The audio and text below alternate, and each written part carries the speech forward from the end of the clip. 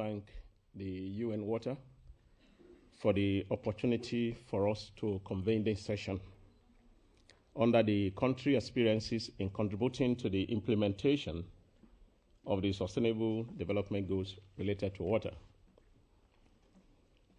In this session, we're going to be looking at ways to realize the human rights to water and sanitation. The session has been co-convened by the UN Habitat and also the Minister of Water Resources in Nigeria. And I'm here representing the Minister of Water Resources because of some other national importance assignment that she's currently working on. In this session, we are going to be taking two presentations, one by Faraj El-Awar and the other one by Leo. I'm sure when they come here, they're going to introduce themselves more. The presentation will take us about 30 minutes, 15 minutes for each of the presenters. And then we're going to have panel discussions. We have a panel of panelists of 3, of which I'm one of them. And I'm going to take that for about 45 minutes. And hopefully, we hope to round up at 1 o'clock. So without wasting our time, let me call on Faraj El-Awar to make his presentation. Thank you very much.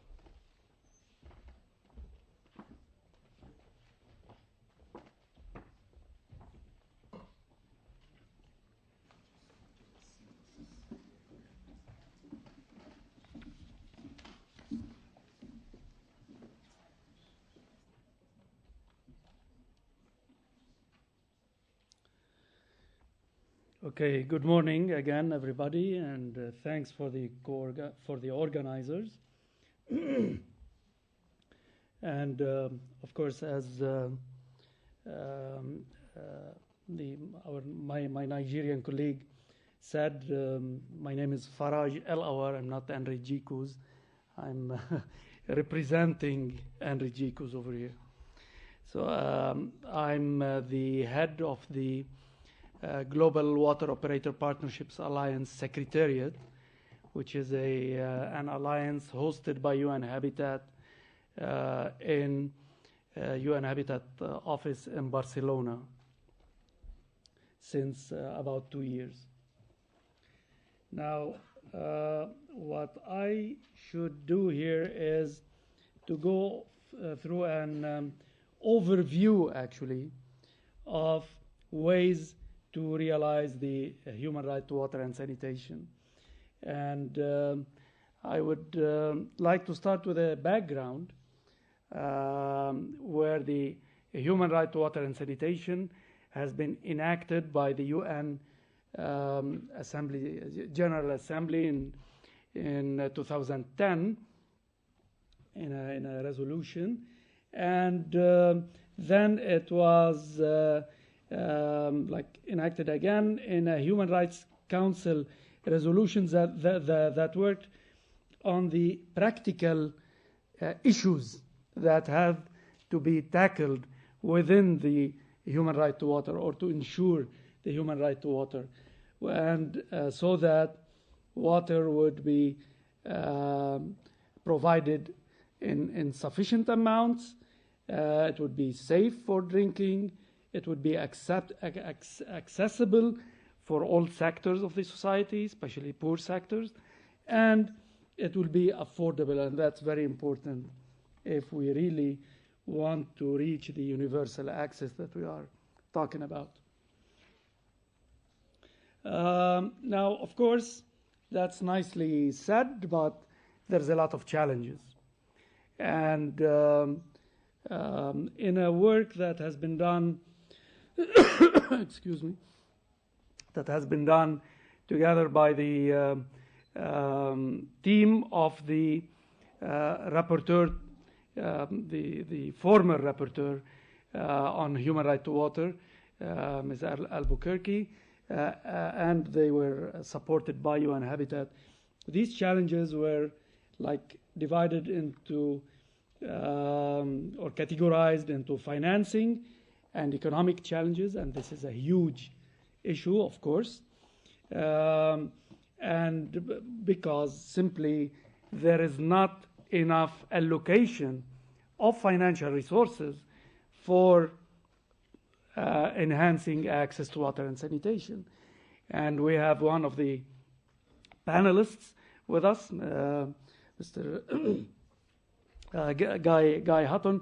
He will talk about that in details later on. Of course, there is the technological challenge, and this challenge basically is because of the network systems and the cost of the network systems and the reach of the network systems. Of course, all of that in light of the non-sufficient investments and financial allocations for the sector altogether. The third category that will be covered today also is the governance challenge, and here governance challenge, it is really, you can say it's on all levels, on the legislation level, on the legislation enforcement level, on the different government levels, local, regional, and national, and even within the international scene, if you want. So this is a very big a challenge, and it needs a lot of efforts from all those who are working on enhancing access to water and sanitation and implementing the human right to water and sanitation they have to tackle. The fourth one is capacity, I would say, not capacity development. The challenge itself is the capacity. It is the capacity within all organizations and authorities that are working on delivering water and sanitation services throughout the South. Our secretariat, our alliance, we work on supporting water and sanitation utilities to help each other in order to enhance their capacity so that they can extend the service to poor sectors of the society. And we see every day the capacity challenge, and it's not an easy challenge to overcome, definitely. Okay, I would like to start here as a background to the panel. I will go very fast through some tools that have been developed by UN Habitat first, together with some countries, mainly in Africa. And then I'll go very fast also through certain case studies that will be dealt with by the panelists later in details. And in UN Habitat, we have been working very hard together with beneficiary countries on, for example, manuals to overcome the decentralization problem. Because decentralization, if it is not coupled with empowering of decentralized authorities, it doesn't mean anything, really. It means only getting rid of some responsibility of the central government. So this is very important. We also developed some manuals on town-level multi-stakeholder forums in which civil society stakeholders are involved in local water management.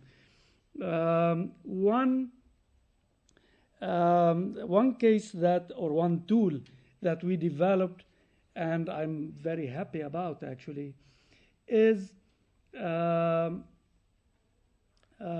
mapping access to water at the neighborhood level in Nairobi. Because anybody who knows Nairobi, you can tell, I lived in Nairobi for 5 years, and it's a real segregated city. It is segregated not color-wise, it's socioeconomically. And segregation is very flagrant, actually. So, and we went for a benchmarking exercise in Africa, and the average access to water in Nairobi came up as 63%. Okay, that's not bad for the South. But then this doesn't really represent the reality. So what we did is we started from satellite images, and we could subdivide the city into neighborhoods on socioeconomic levels and income levels. And then we superimposed the network of the Nairobi utility, and we administered a survey about access. And the results were really shocking. I mean, the 63% goes between 100% and less than 20%, less than 16%, as a matter of fact. So, and what we are trying to do now is actually we provided this study for the development community in Nairobi and for the local authority and the utility, so that they can inform the investment prioritization within the city. Hopefully they will take that.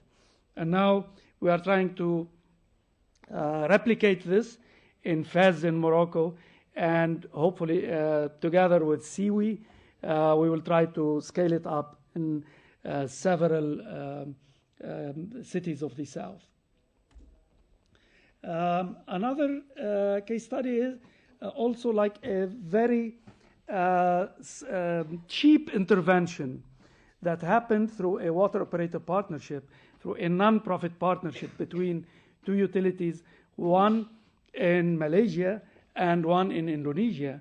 And with a mere $32,000, the Malaysians could help the Indonesians to add 4,000 new connections to sanitation services. So these are kind of examples that are being done by our organization. The other case studies that I'd like to present here is the case study on financing for post-2015 WASH targets by Guy Hutton, one of our panelists that I told you about. And I had a look at what Guy actually provided, and it looks really interesting, and it shows that if the political will exists, the water and sanitation or the implementation of the human right to water and sanitation is not impossible, really. Another case study that will be presented by our colleague from Nigeria, who is representing Her Excellency, the Minister of Water Resources in Nigeria, is a very nice example on empowering girls and women to, get their grips together and manage their water. And if the problem of women and girls in all over sub-Saharan Africa, actually, about how long they have to go to fetch for water and come back, and how dangerous it is sometimes to do that, you can appreciate the importance of such a pilot in Nigeria. So we hope to listen more about it within the panel later on. And the third case study is about the creation of the independent regulatory body in Portugal. And I have to tell you that I think I think maybe most of us in this room know already that the regulator in Portugal is a real champion among regulators. I mean, I've interacted with them in the past, and they are really impressive. I have to say that, and I'm looking forward to hearing more about it, because the span, the time span in which they improved the safety of water from 50% to 100% is really impressive as well. So we will hear from our colleague Luis Simas from Portugal about that. Now, I will leave it here. The new rapporteur on human right to water will give his presentation now, Mr. Leo Hellman. Sorry, Leo. This is okay. He will give his presentation, and then I will moderate the panel later. Now, the panel questions will revolve around the challenges, the tools that are used to within each of the countries, I mean, to overcome these challenges, the obstacles that they are facing, the conditions for success of replication and upscaling, and of course the role of government, which I think there is no replacement to this role at all. And I'd like to thank you for listening, and probably Leo, the floor is yours, please.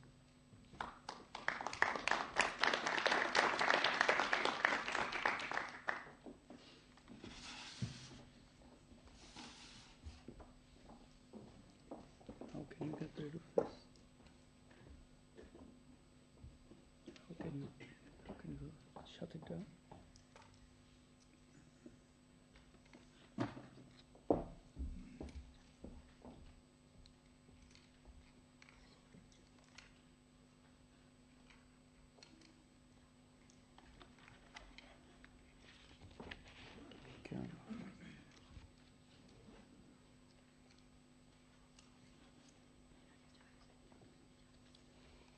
Technology will not be covered in the panel, so this is a first-hand example.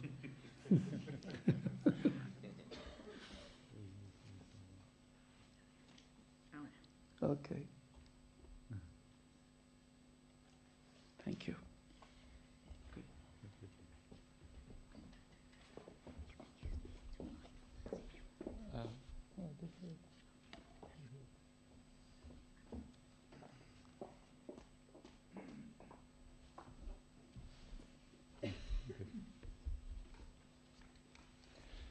Good morning.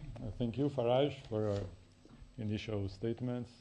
And this is one of my first presentations as a special rapporteur. As you know, I'm very new in this position since December 1st. And what I will try to do here is to an exercise on how the concepts and the principles of the human rights to water and sanitation can eventually change our traditional way of looking of the lack of access to water and sanitation. I'm convinced that this is a different way, a different framework to look at the traditional questions we usually have. So this first slide has an S after right. This is a discussion. And there are some organizations and scholars that are defending to split the right in two, water and sanitation. And I'm intending to deep in the discussion because there are some arguments against, and we need to be careful in the changes. But in principle, it's important to think that we have two different issues, interconnected, but they are two different issues. Not necessarily sanitation is the result of the consequence of the consumption of water. We have some, as you know, some sanitation solutions that is not transported by water. But it's not another discussion. I don't want to explore it much more here. Yes, we have several legal documents that states the human rights to water. Farage mentioned the important resolution of 2010. But what is important here is to state that the human right to water and sanitation is included in a whole human rights, economic, social, and cultural rights. We are part of this branch of the human rights. That's a branch different from the political and civil rights. So we have several documents from this set of rights, economic, social, and cultural, and water and sanitation usually are included in these documents, in these definitions, in these frameworks. We have several interconnected rights. The Human Rights Council says that all the rights are interconnected. We can't look individually to one right. We have to connect them. So, for instance, the right to health, the right to a safe environment, the right of the children, the right of the women have several links with the right to water and sanitation.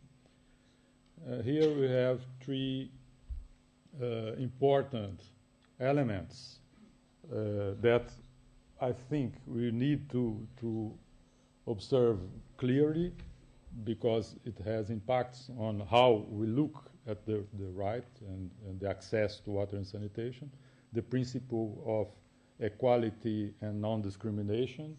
I like more than equality the word equity, because equity can lead to different ways of look to the right, but equality is the official word. Participation and inclusion, and the document says that the participation should be active, free, and meaningful. We need to be very careful about how to define better these concepts, and accountability and the rule of law. The resolutions define the normative characteristics of these rights, and Farad says something about that. And we have in the next slides some definition of what it means: availability, quality, accessibility, affordability, acceptability. It's different when we look to the right to water and the right to sanitation. These words will have different meaning when we look of the two rights separately. And well, I will not explore this very much, but it's important to have in mind these characteristics, this normative content, to look at the statistics and how we are in the world in terms of access. Well, we have numbers that most of us know. The GMP established that in 2012 the MDGs targets on water had been reached, but the question here is, but what? We can firstly think in what this access means. GMP works with the concept of improved access. As we know, improved access means several types of access to water in home, but also rainwater, tube wells, and sometimes shared facilities. And you know, there is a debate about the difference between improved access and adequate access. And in this figures you have, we reached to halve the percentage of the population without access in 1990. And this inclusion of this proportion of population not necessarily took place through an adequate solution. So this is, I think, an important discussion of what means access through the human rights lens. We have several questions about water quality. Access not necessarily means drinking water that respects the guidelines of WHO, for instance. Water quantity, not necessarily you are saying that these people are receiving the necessary amount of water. Continuity. So we have several points of discussion here. Affordability. Now we are facing with some cases of disconnections in places where people were connected to the system, and because of non-payment, they are disconnected. So the issue of affordability can be very important. Water in schools and health facilities. Gender issues are not addressed necessarily by these statistics.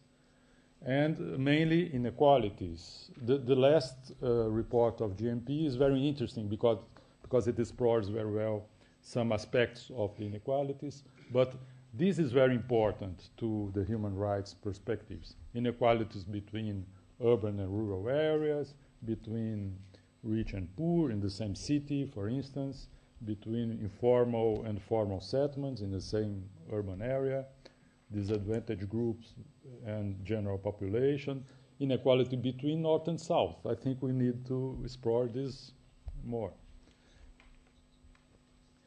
This is a framework that Katarina had developed, a way to monitor how the inequality should decrease along the time. And we can put these two lines in different ways: urban, rural, north, south, advantage, non-advantage, and so on. Regarding sanitation, as you know, the situation is worst. Sanitation is very off track, the most off-track targets of the MDGs. We have some statistics here showing that we have 2.5 billion people without access, 1 billion people with open defecation, and so on. And we have more or less the same questions here. What means improved sanitation? We have in this definition some shared solutions. So why in the north we consider that access means sewerage in the cities with everyone with connection in the city to the sewage, and in the south we can accept shared facility by several families, for instance. The same schools and health facilities is very important, especially when we look at the gender issues, the disposal of the wastewater collected, again inequalities, and so on. We have a lot of themes that we can look to the statistics through a human rights perspective. Yes, we have here some statistics showing that we have strong inequalities between urban and rural, and along the time this inequality is not decreasing so much. Between the different social categories in the same country or in the same city, we have strong difference as well. And also in many countries these differences are not decreasing in the time. Human rights is against working with average occult several asymmetries, and it's necessary to look at the different streams of the statistics. Here we can see how the average don't allow to identify the most disadvantages. And we have here some other statistics showing in some places how we have different standards of different levels of access if you look at different social quintiles. And I would like to finish pointing some aspects of the three main issues we will discuss here in this panel. The first is financing. I think that we have some important discussions regarding financing if we look through the human rights framework, the access. One is how to give access to the poor. The theme of disconnections is very important here. And this is one theme I'm intending to explore in one of my reports, maybe of this year or of the next year, how to allow that the poor people can have access when we have collective systems. And here we have some discussions regarding models of tariff structures. Some countries uses social tariffs to allow that poor people would not be disconnected by low economic capacity. And the question of internal subsidies can be very important on that. So I think when we look at financing, we should not look only on how to fund the expansion of the water and sanitation system, but how to look inside the model and to the different groups, especially to the disadvantaged one. The other point is governance, and I like to talk on public policies. I think this is very important to ensure the sustainability of the access to water and sanitation. I have some experiences in Brazil on planning of water and sanitation models, and I'm very convinced that we don't need only to fund the expansion of the system, but if we don't have a strong governance, a strong involvement of the governments and the public sector on the sustainability of the services, they will not reach their objectives of giving access to the people. And last but not least, technology. Again, this discussion of the level of the solutions to water and sanitation to the different countries, to the different places. And I think we need to talk about the inequality and the gap, north-south, also regarding the solutions, the kind of solutions, the level of solutions of technology they have access. I think technology is not only a question of technology development and technology transfer, but also the level of the solutions we should provide to the different countries and parts of the world. With that, thank you. I appreciate to discuss these points later on.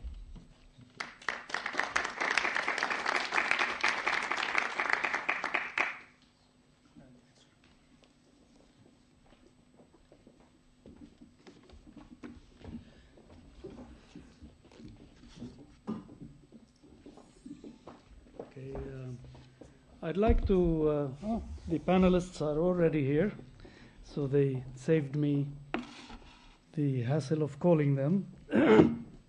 So we have, as I said earlier, Mr. Guy Hutton from WSP of the World Bank, and we have Mr. Leo Heller, who just gave us his presentation. He's the new rapporteur, special rapporteur on human rights to water and sanitation. And there is the representative of Her Excellency, the Minister of Water Resources in Nigeria, Engineer Benson Ajisejiri. And we have Mr. Luis Simas from the regulator agency in Portugal, ERSAR. So, okay, I'd like to welcome you all, and probably it would be good to start with the financing challenge. So I'd like to ask Guy about the case study that you are working on. And first of all, what's the like the viable financing instruments that you are working on now, and in relation to the public financing, which we all know it's very critical, and I think there is no replacement of public financing here. So can you give us an overview about that?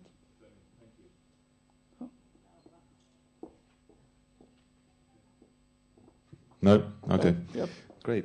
Yes, I think we all believe public financing is a critical necessity in the sector.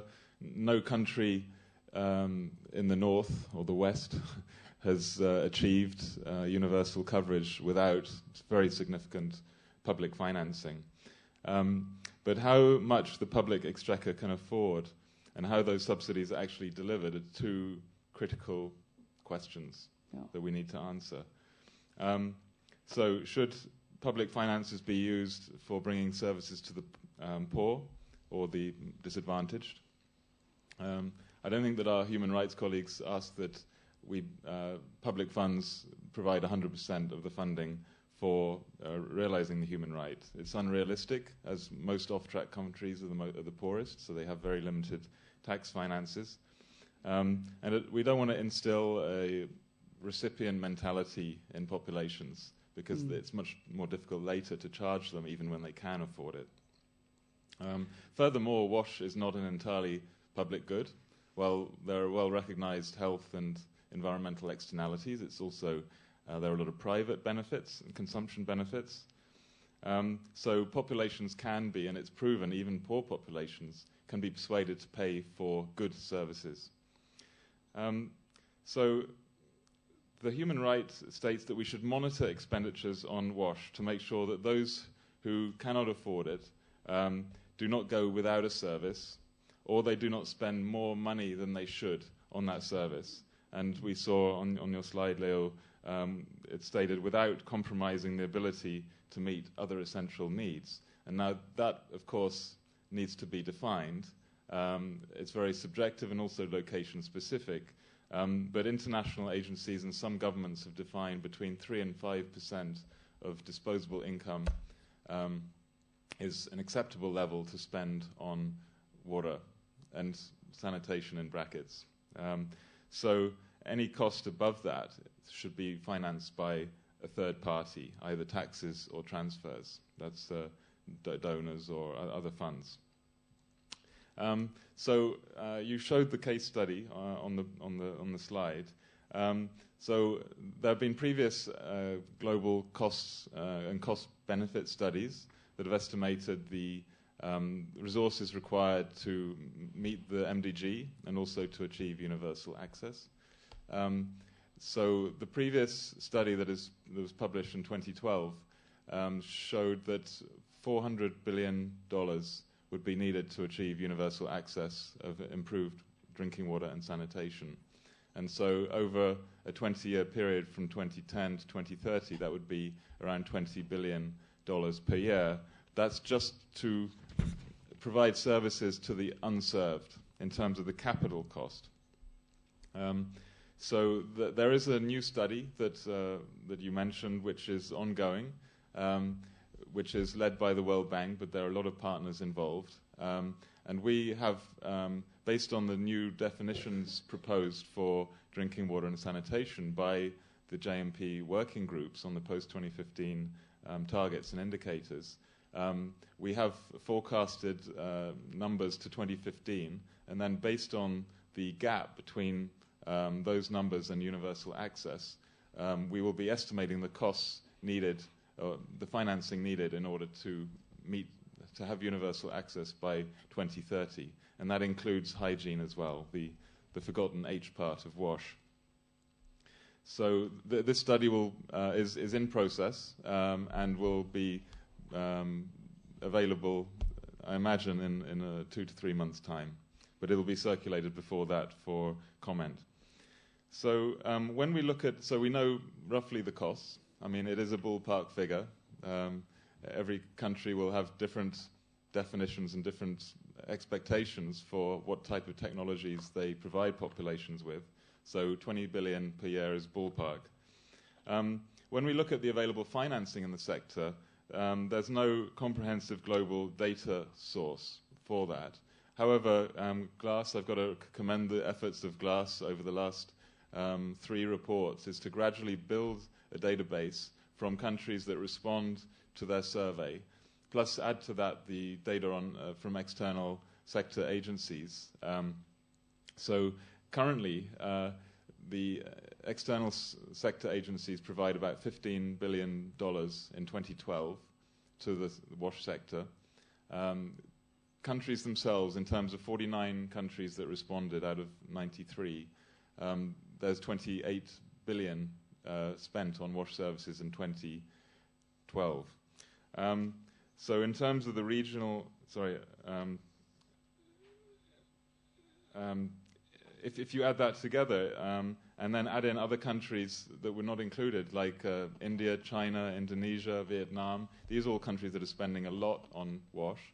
So we have at least $50 billion for WASH services in low and middle income countries. So that apparently easily covers the 20 billion that has been estimated. However, this does not work because of the inequality or the poor distribution of those resources. There are a lot of countries that do not have sufficient resources to meet the targets. Second, the allocations go to populations that are already served. In fact, we would expect the majority of those allocations to go on populations that are already served for subsidized operation and maintenance of existing services. And thirdly, the budget allocations that are taken from the GLASS are not fully spent. And the countries also say that between 40 and 60% of resources that are allocated to the sector are actually spent. So I think we do have, there are resources. They just aren't well targeted at the moment to meet the problem of the unserved. Thank you. Thank you. Thanks, Guy. This is a real nice overview, actually. Leo, I want to ask you in response to what we heard from Guy. I mean, sorry,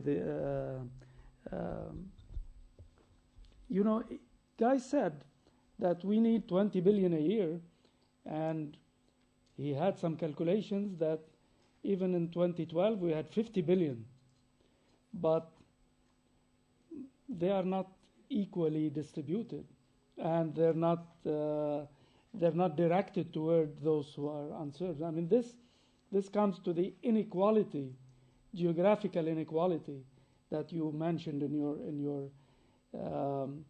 your presentation. I mean, do you have? Can you tell us how do you see that, and is there any solutions? Is there any suggestions from you as a rapporteur to this situation? It's a very hard question, Yes. of course. I know. A new rapporteur trying to give the global solution for finding. Yeah.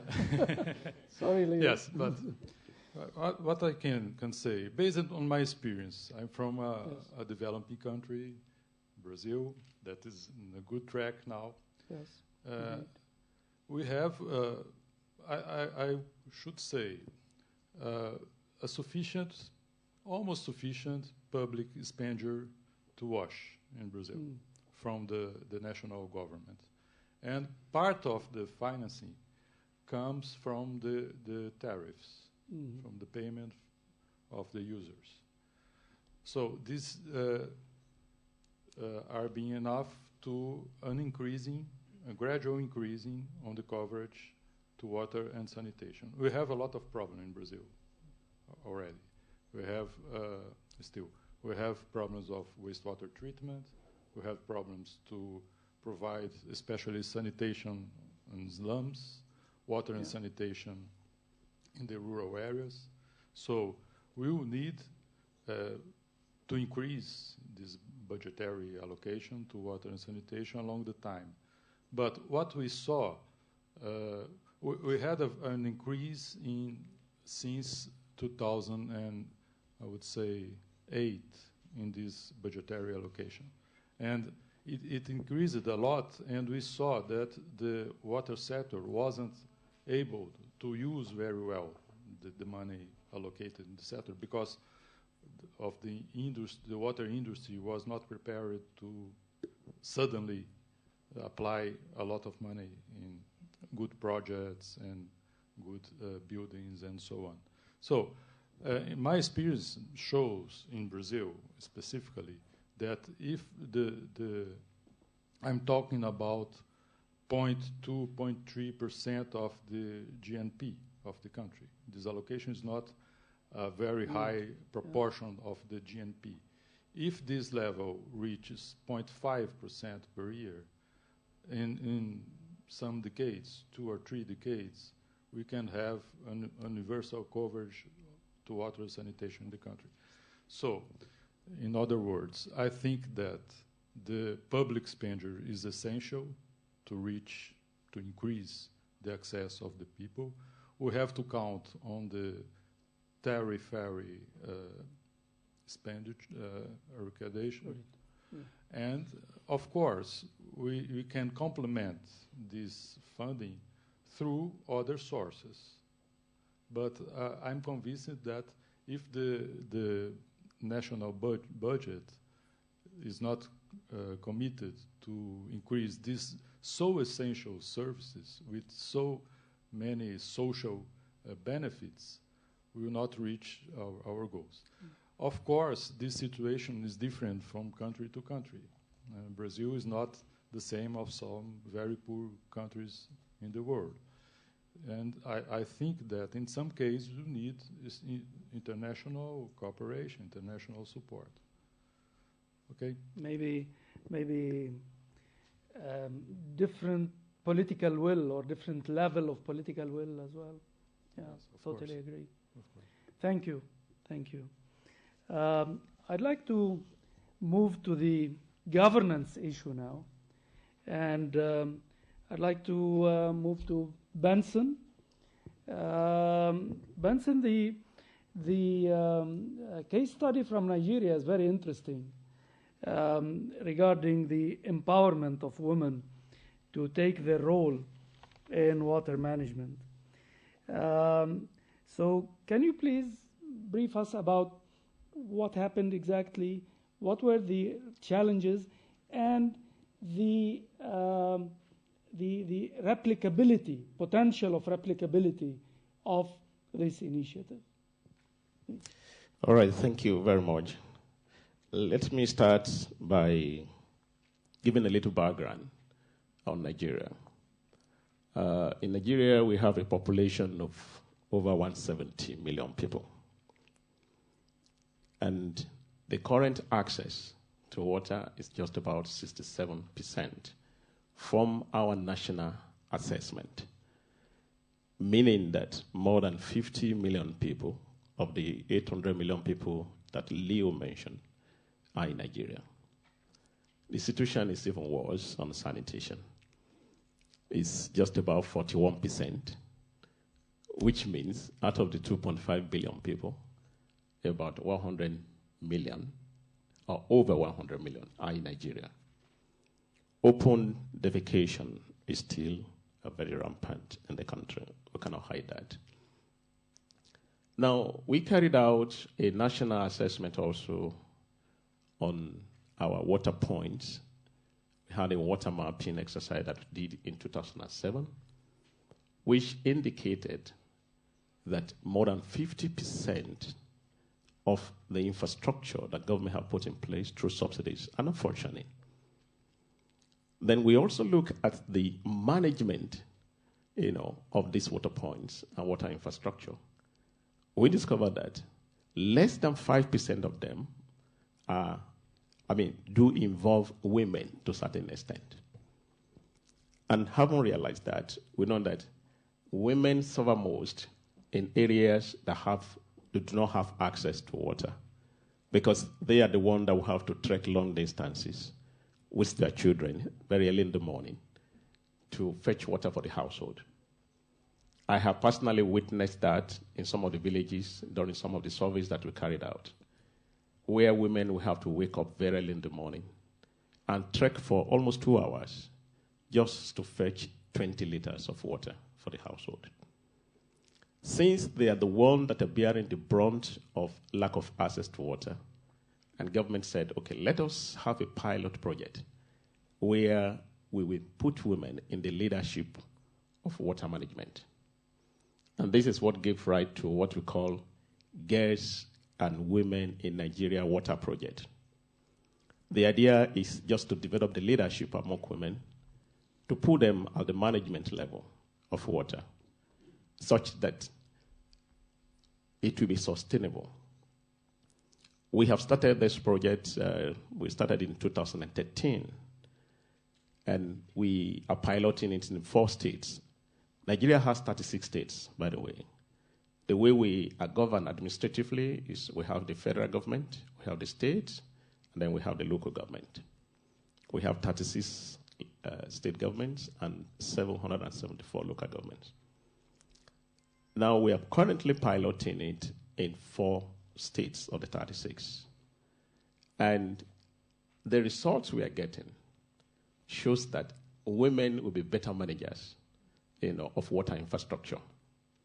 And this is what we are now planning to replicate, to upscale. We're documenting the achievements, the processes, the challenges that we are facing, and some of the solutions that we are currently giving to it. And very soon, I think, at international forum like this, we'll be sharing some of these experiences with our colleagues. But currently, we are hoping to be able to upscale. But we have some limitation, because the project is still majorly financed, from government funds, which is limited to a large extent. And however, we intend to see how we can synergize the funding between the federal, state, and local governments, to bring funds together, even including the beneficiaries, the communities, so as to be able to upscale it to more than the 4 states that we have. But our experience so far has shown that it is a good project. It's a project that we hope to promote. Thanks to our president, who is supporting the idea. First of all, by appointing more women into the cabinet. And our current finance minister, who used to be in the World Bank, is a major motivator, of this project. And she believes so much in the women. I said, let's give the management to women, and then giving some budgetary support, which currently, is making the project to move forward. And we believe that if our president wins his national election again next month, we will be able to, improve on what we are doing with the project. Thank you. Thank you. We still have a little bit of time for the first round. I want to follow up with a question, outside the case study a little bit.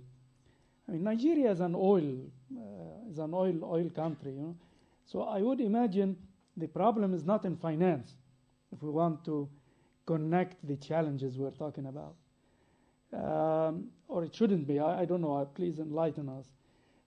So what's in your opinion, the real problem that is still leading to these statistics that you gave at the beginning of your intervention? What do you think? Well, just like you said, that it may not be only financing, but then you cannot say that the level of funding is adequate in Nigeria. I would say that it has to do with commitment. It has to do with political will, to do or to improve on the water supply situation in Nigeria. Well, we may say that Nigeria is oil rich, but when you consider the per capita income, you saw that Nigeria may not because that's very oil rich, because of our large population. And the infrastructure gap that we have in the country. If you look at the size of the country and in terms of what needs to be done by government in all the sectors, you will see that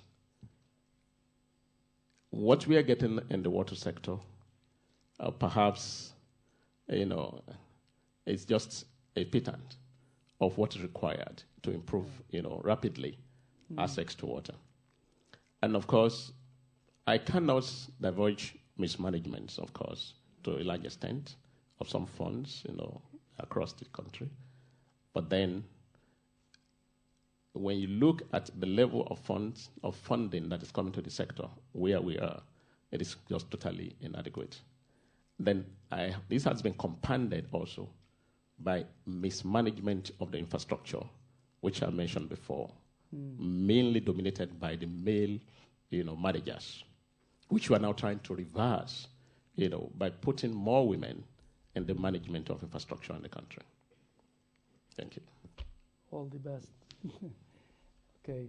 I would like to move now to listen from Louis Simas about the regulatory, the independent regulator in Portugal. Maybe if you can give us an overview about that and the tools that you used within this regulatory body to reach where you reached. Okay.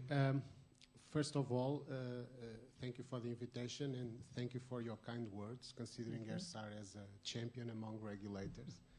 But we are believing that people think that we are better than that we really are. But nevertheless, I will try to comply with your expectations.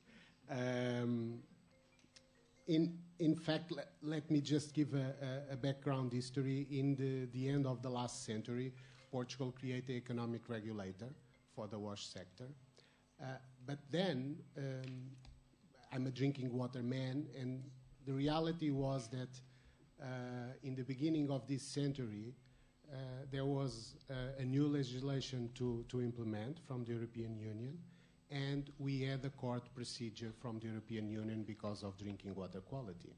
So those were really the driving forces to move us forward and to find a solution to overcome that situation that 20 years ago we had 50% of safe water, which meant that only the big cities were controlled. The other 50%, we didn't know what was the quality.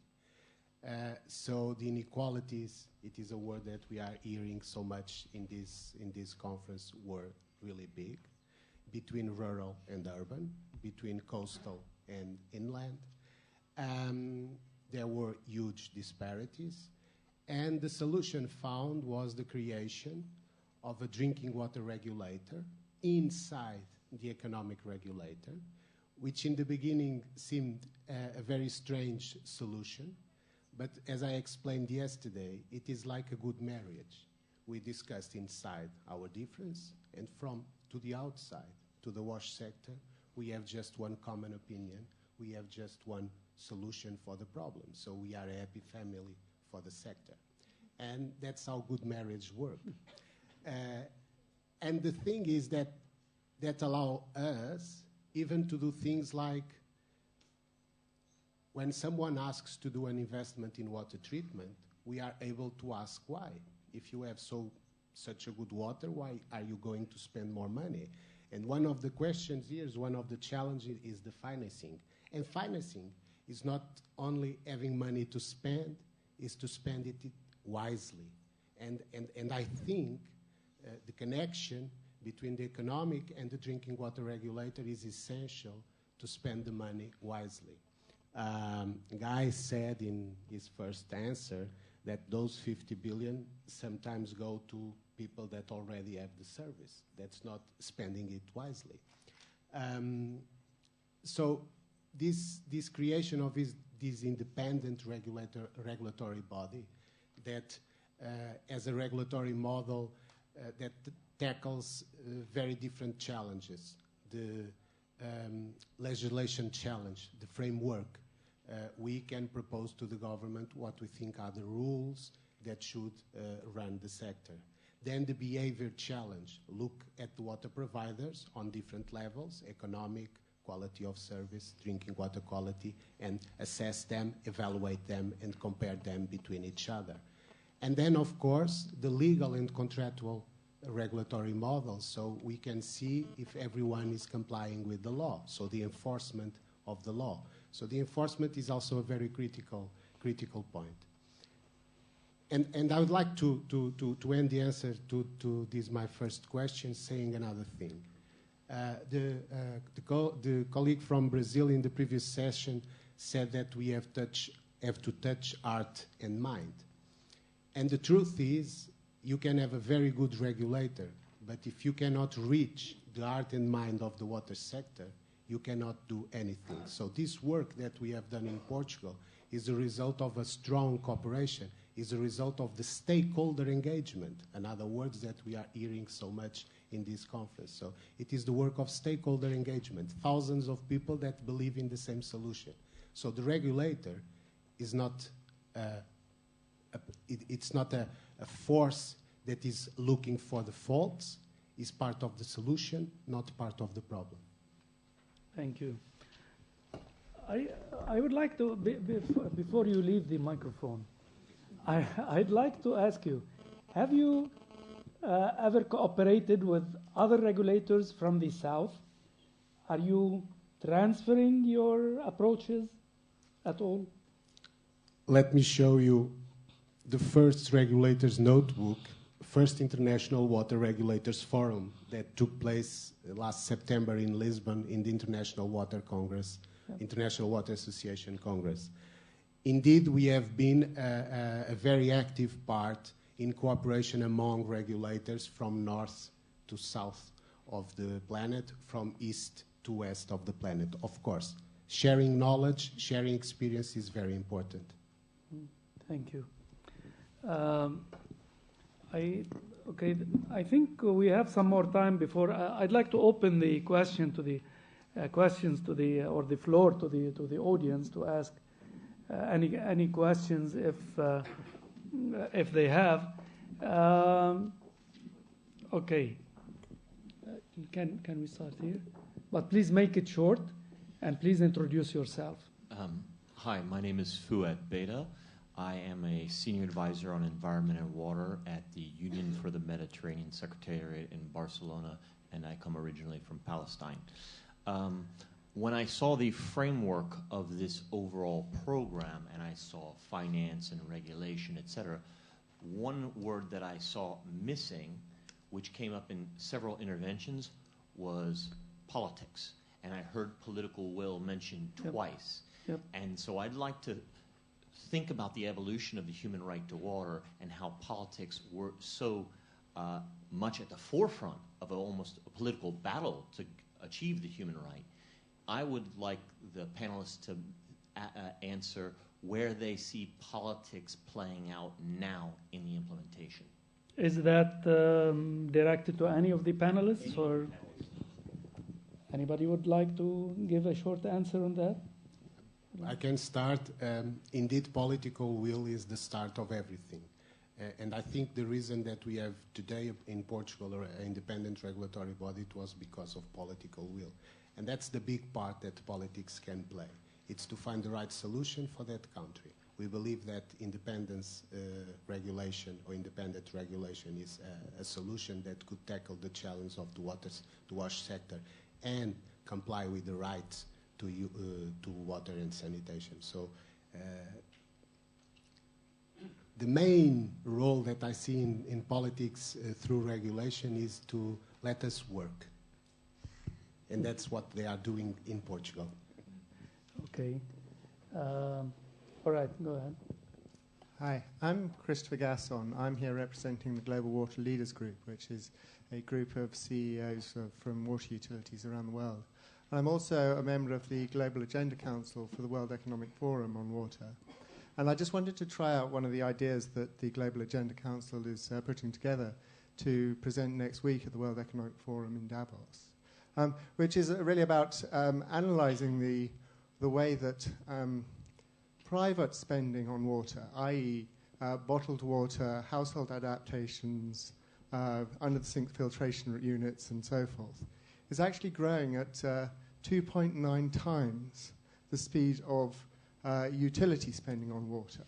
And that seems to me to be both a terrible threat to the public water sector, i.e. we'll reach a position in 2030 when there's, most people have adapted their houses and adapted their lifestyle so that they don't actually require utility services or indeed good utility services. And the poor people who can't afford that kind of approach will actually be suffering greater than the generality. And whether there's scope for value capture here, if we are seeing this massive growth, I think I've calculated that total spending on water bills will actually be exceeded by private household spending sometime in about 2028. So it seems that the utility sector is really being left behind by their customers who are saying, this isn't working for us. We're going to adapt to the utilities' failure. I mean, do you people see that there is an opportunity to capture some of that value which is currently going into the private domestic water sector? Thank you. Guy, would you like to answer that? Thank you. Yes, maybe I can draw together the two questions and with the case study of India. So in India, the new Prime Minister, Narendra Modi, he saw political capital as one of his 3 election pledges was to make India clean by 2019, the 150th year of Mahatma Gandhi's birth. And then the others were clean energy and then private sector development. So there is potential political capital if you can convince the right champion at the right level to believe in it. There are many examples from other countries, but these are more the exception than the rule at the moment, unfortunately. In India, we also see. Sorry, I've got some India examples because I'm based in Delhi. Yeah. So in India, there is exactly what you've just described happening, is that richer households, because utilities are not performing, then they, rather than making them work through the political process, they take mitigation measures. So they sink their own wells, they purchase bottled water.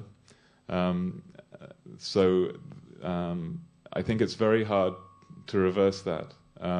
You have to get...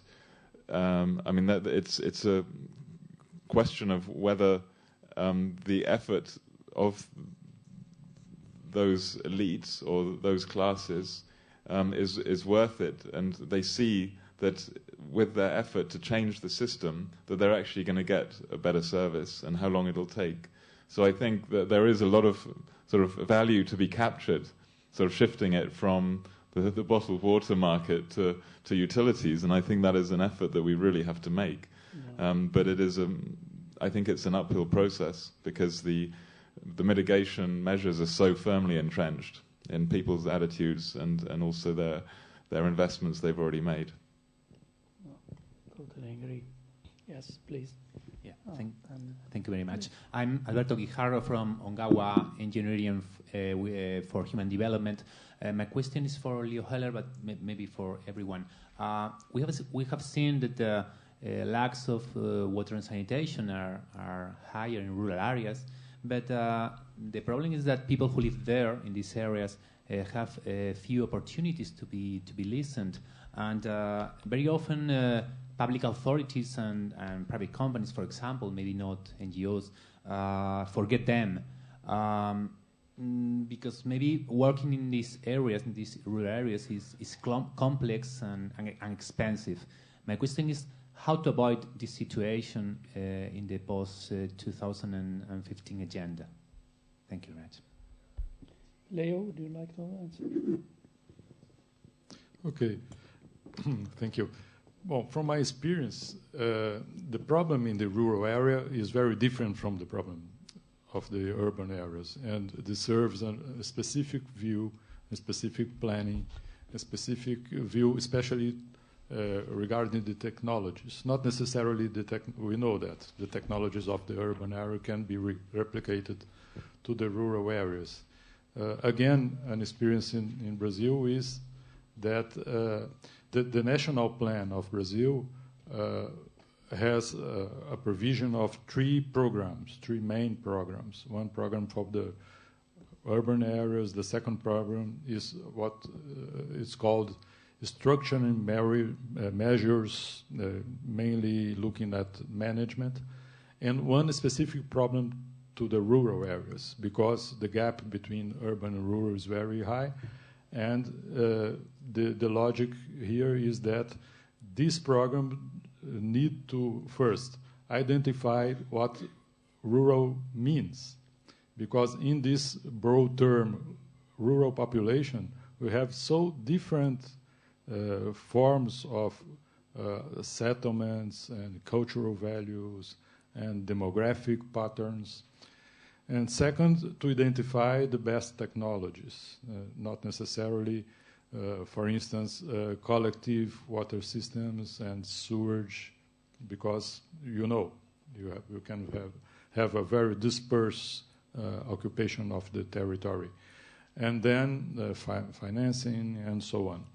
It will be very difficult to the rural areas to have a full cost recovery. I think it will be obviously necessary in the several countries to expand the access to have transfers. And these transfers can occur inside the water sector. For instance, in several countries, the same provider attends the urban and the rural area in its territory. So you can have cross subsidies between the urban and the rural area. So finally, I think that these rural programs should be very participative, because it's very difficult for the technicians to, in their rooms, to project what the rural area is and what are their needs, because we are looking at so different situations that it's very important to have the voice of these people to think of the best solutions to them. Yes, I just want to add that if there's any area that we have made progress in Nigeria, it's improvement in the rural access to water supply and sanitation. Because we were below 30% in 2000, and now we're about 48% access in the rural areas. Why? Because of the institutional arrangement. First of all, we started by defining what rural areas mean by population, by infrastructure, then identify the suitable technology that will serve them better, that they can manage, that can better operate and maintain, that they can afford. Now also, we define an institution for them, which we call Rural Water Supply and Sanitation Agency, just to give focus onto them. And this area that I would say that is in the last decade, there has been, improvement.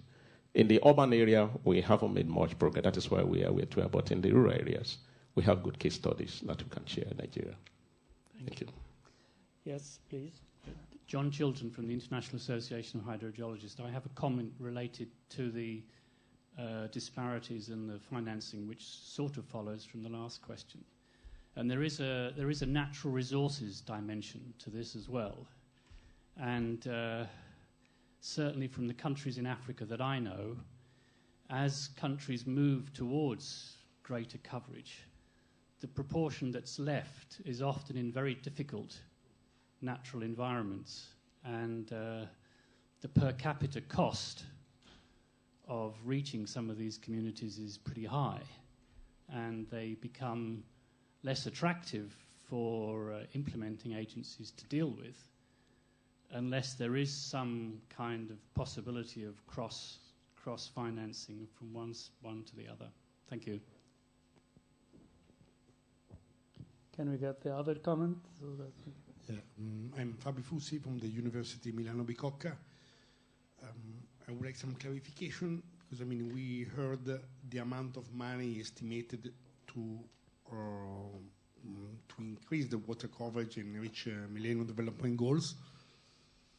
From one side, I say, okay, there is a global estimate, but I don't know if there is any study concerning how much is the cost of bringing service to the number of people expected with Millennium Development Goals and the amount of money needed to give good maintenance and management to the system. Often I heard that there is a lot of emphasis in putting money for building new infrastructure, but the running cost to maintain the system is limited to consider. And I don't know if there is any estimate of this. And following this also, what could be the role of the different sources of donors? I imagine the international donors can give money to build infrastructure or creating capacity, while the normal running cost of the system must be probably more rely on the tariffs paid by users or normal budget of the government. So I don't know if there is any estimate, any policy on this. Thanks. Guy, would you like to respond? Yes, certainly. I can respond to those two questions, but I hope I leave time for my colleagues too. So in terms of the last mile costs, that obviously the unit costs are going to be higher, and so there's a stronger case for public financing. But I think appropriate technology is very important because the sort of ethnic tribes in Inner Mongolia or in rural Laos are not going to expect piped water. So it's just a matter of improving the service for them. I think subsidies have to be higher for those populations.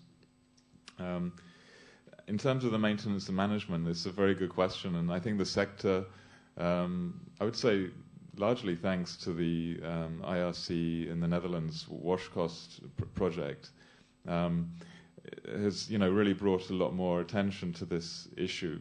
In terms of the costs, the global study data that I quoted earlier, the 20 billion per year to extend coverage, the same study presented the costs of maintaining coverage for the already served, and that value is 20 times higher than the 20 billion. It's $400 billion per year. So that's sort of where a lot of the $50 billion currently being spent is going. In terms of the new global costing study we're doing, we actually have three cost categories. One is invest capital costs, upfront costs. One is maintenance costs, which need to be sort of major repair, as defined by the WASH cost project. We define that as a percentage of the capital cost occurring after 3 to 5 years, and then continually through the life of the infrastructure. And then the third category is the annual operating costs. So we will be presenting those costs as a breakdown, but as I said, the data is very limited, so we're having to make some assumptions on that. Thank you. And you? Very briefly. In the last session, I think you presented the case of the driest basin in Europe, and you showed that 80% of the water goes to agriculture, yeah, and just 15%, I think, go to the human consumption. So I think we need to look very careful to this situation of the populations with very limited natural water resources, because in some occasions appropriate water management could be a way to prioritize water to human consumption. Thank you. Okay, I have two more questions, I think. One here and one here. Oh, okay, let's take these two, and then probably we can wrap up.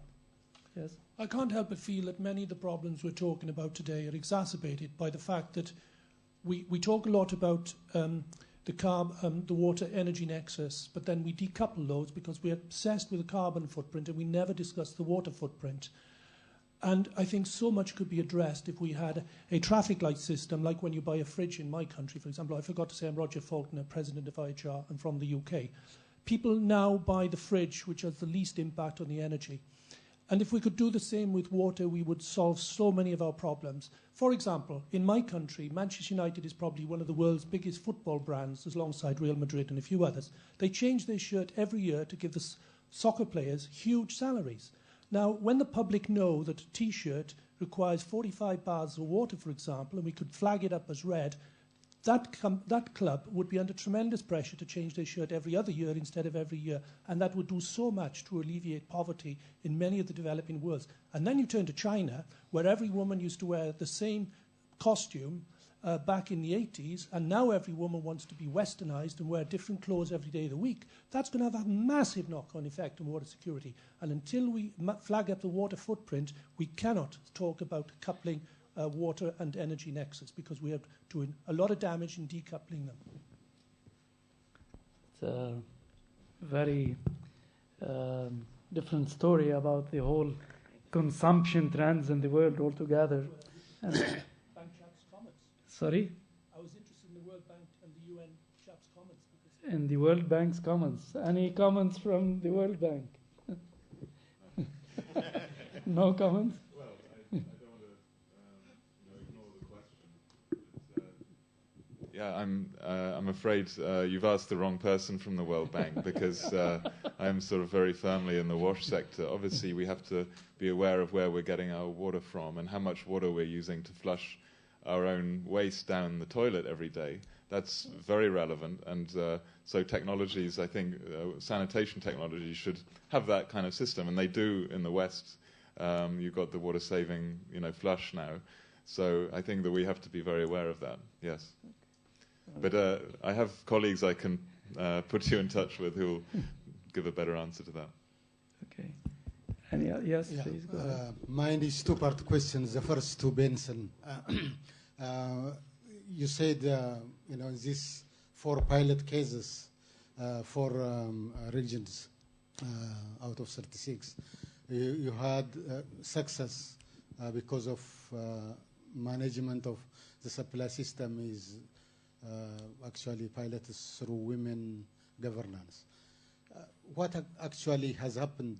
What are the instruments you have used in terms of improving and to tell the success story? Is it in having a women's committee, or is it on O&M mechanisms, or is it on technology and so on and so forth? If you could tell us a little bit more in depth in terms of the tools. The second part question I have is, the human rights to water discussion. It is presented that I think we have to move to equality against equitable. I think I would like to get more insight on this, because in water supply, in the MDG target, we moved from actually adequate and safe to improved water supply and sanitation, which is inferior to the adequate and safe. Under human rights context, is it achievable to say equal in the context, whether it is north to south, or in the context of a given country, rural, urban, and so on? Is it affordable? Is it achievable in the next 15 years? What we have achieved so far is an improved access in water supply and sanitation. is equal a realistic type of term, or is it equitable, which is a correct term? Thank you. I have to limit it here because we have 7 minutes only. So we would like to listen to the answers and then a short wrap up, and then we have to leave the room, I guess. Benson, go ahead. All right, thank you for that question. Now, what do you mean by saying that the project is recording success level and the tools that we are using? Number one, we test the regularity of service.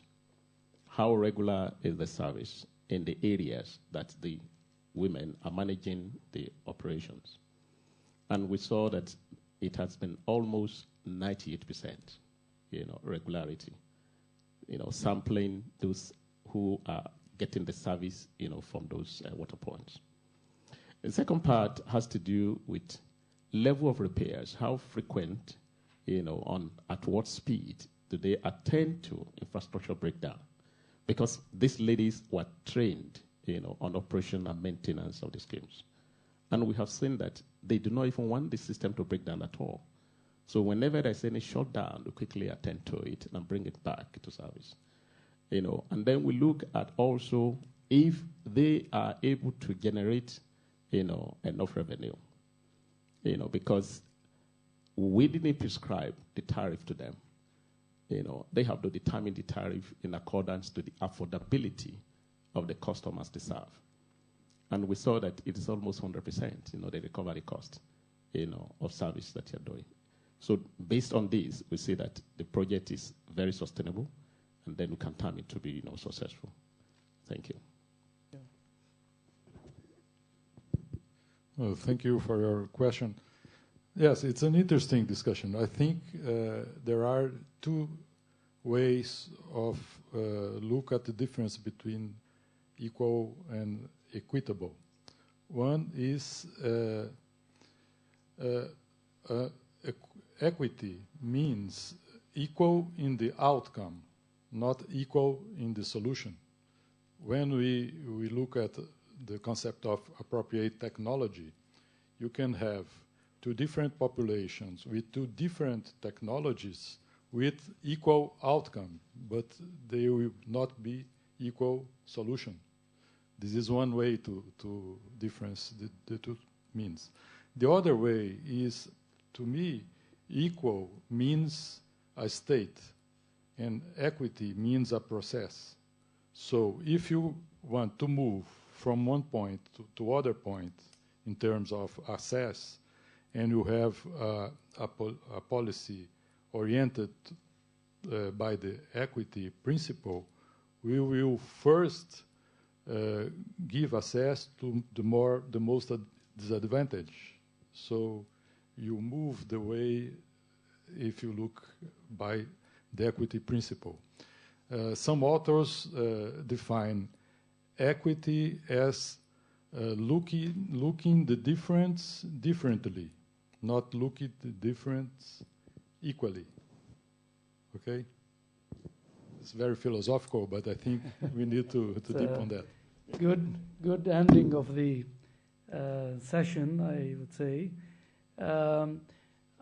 Finally, I'd like to wrap up. We still have only 5 minutes.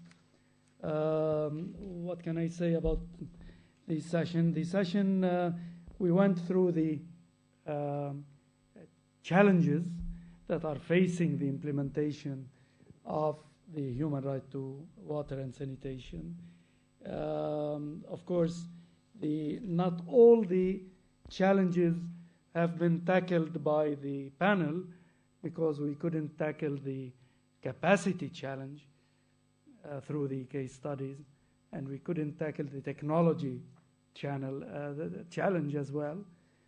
But we touched upon the what access means in Leo's presentation regarding quality, continuity, and affordability, regarding improved sanitation.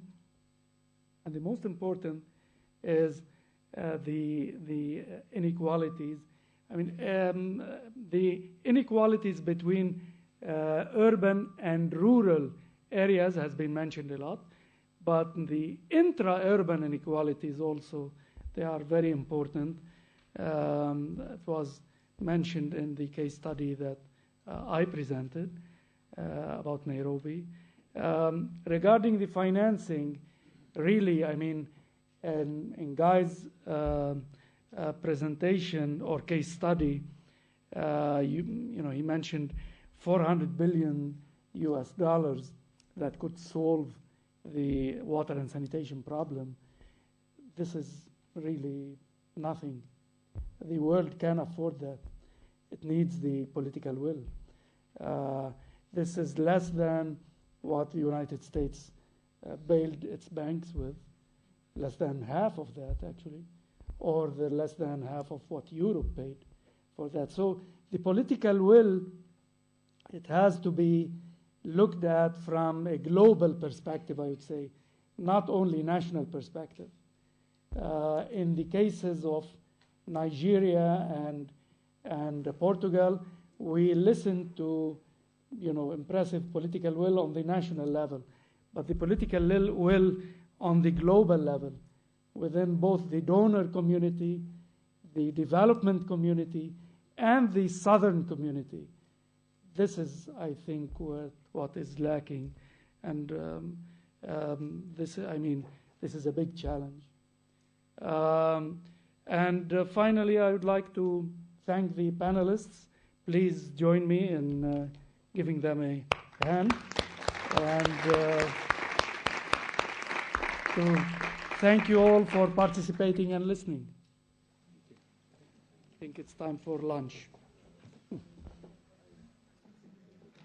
Let me also use the opportunity to say again thank you to both you, Faraj, to moderate this session on human rights for water and sanitation, and back again, Thomas, for this morning's session on water scarcity. We are reconvening in 1 hour at 2 o'clock for continuing with the session on water risks. Okay, see you then again.